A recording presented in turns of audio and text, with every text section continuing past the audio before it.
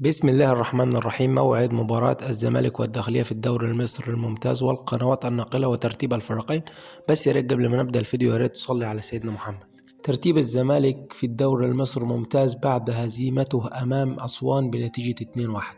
الزمالك يحتل المركز الأول برصيد 24 نقطة، أما عن الداخلية يحتل المركز ال16 برصيد 8 نقاط.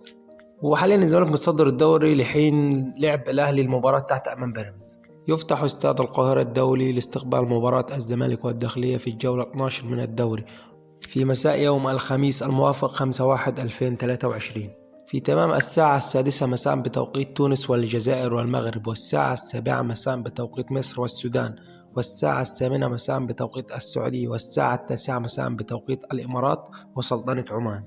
وبهنا يبقى انتهى الفيديو. بس يا ريت قبل ما نختم الفيديو يا ريت تقولوني ما سبب تعثر الزمالك امام اسوان في لقاء اليوم.